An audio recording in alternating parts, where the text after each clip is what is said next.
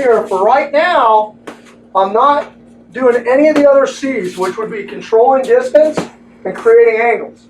Right now, I'm just covering. Okay, you almost got me. Hey, that was good. You know? Right now, all I'm doing is stand right in the pocket, stand right at that distance. I'm not affecting distance at all. I'm just covering. Once again, I'm covering here.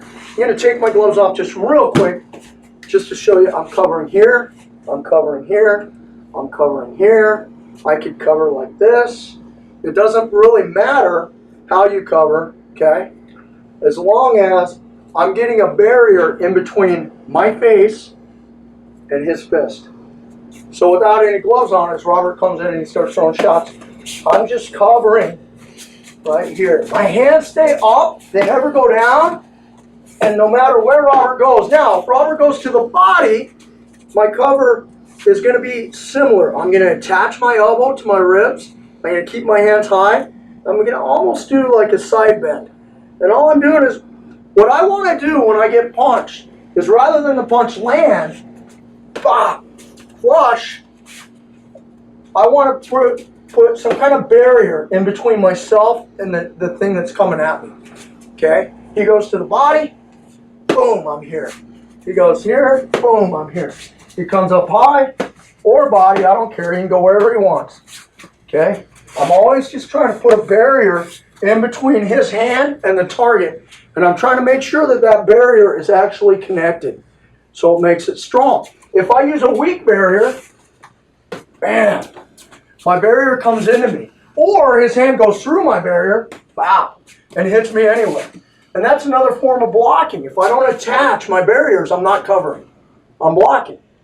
And a blocking system, the other problem we have with blocking systems is if Robert goes slow motion with a big right hand, and I go to block, what I'm saying is I could magically stop his arm coming full speed and all his momentum by doing this.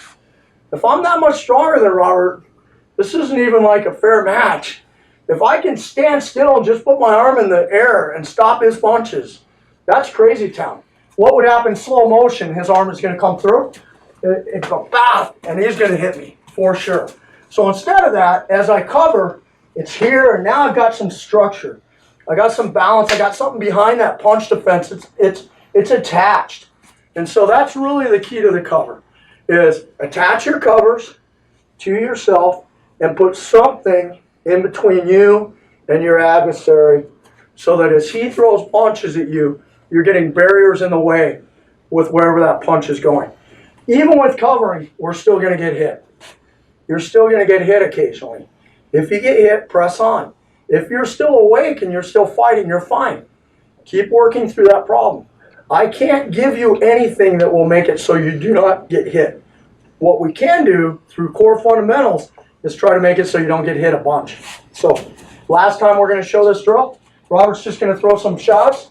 He's just going to work around, and I'm just going to look to cover no matter where those shots go. My hands are high, and I'm just, right now, I'm not changing distance or creating angles. This is an inoculation drill. I'm taking punches and I'm getting hit, and that's the drill. Good time. All right? We're going to show another drill here in a second. Okay, guys, we're going to do another drill here for you to do with covering and inoculation. We're also going to cover a key concern that a lot of people have. Many people don't cover because they're worried about vision. And so they want to see their opponent. And so even with my gloves off, they'll say, oh man, I can't really see him. So my bad guy's coming at me, I start to cover and I want to see him, and I have a tendency to move my cover out of the way to get vision. But if I can see him, his fist can see my face. So I want to put a barrier there. And it would almost be analogous to me to being in a forest and I'm in a gunfight.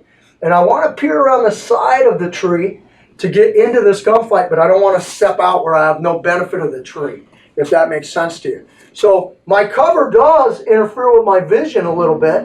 However, I can still see, and I need to learn to see my adversary through the trees, for lack of a better word. Another thing that's really, really key that Robert and I will see as coaches is guys will bury their head. Once they begin to take contact, they'll start coming here, and they're covering effectively, but they've lost all vision. And now the bad guy creates angles, now the bad guy starts destroying it. So I've got to have my chin down, my eyes up. chin down, eyes up. So I'm always looking and I'm seeing those shots where they're coming from.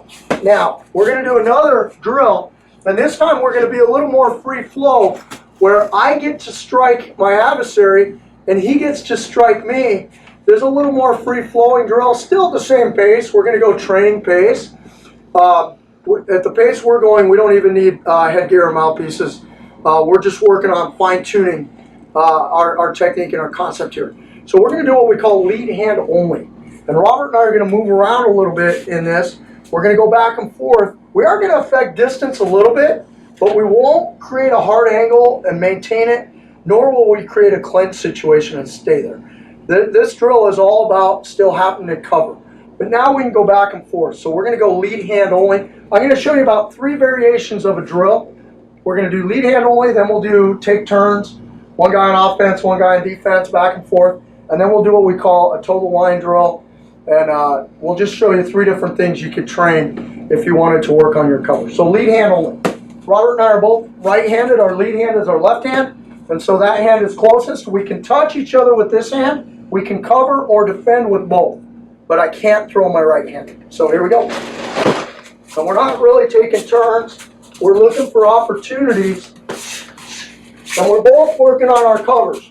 And now we're seeing at what distance we need to cover and at what distance things begin to change for us. We can go body or head. We can go hooks or straight. Doesn't matter. Okay? We are going to use some movement in this because we have to. Otherwise, it would be silliness. If one guy landed 2 or 3, the other guy would never get back into the drill. So we're just moving back and forth, but you can see it's training speed, okay? So that can be one way you can train covers is lead hand only. I know the punch is going to come from this lead hand. So that knowledge allows me to slow down if I'm new to covers and really focus on that lead hand. What we'll see when it becomes overwhelming is as Robert runs this drill, I'll start to reach and I'll start doing this. If your partner's doing stuff like that, slow down. He's developing bad habits. Remind him, cover, okay? If when Robert applies pressure, I start doing this, and I'm not looking, and you're drilling this with a buddy, get him back in there, have him stand. Now, it should look like this. It's give and take, back and forth. All right, good. Another way to train this is to take turns. So this is our 2x2 drill. What that means is one guy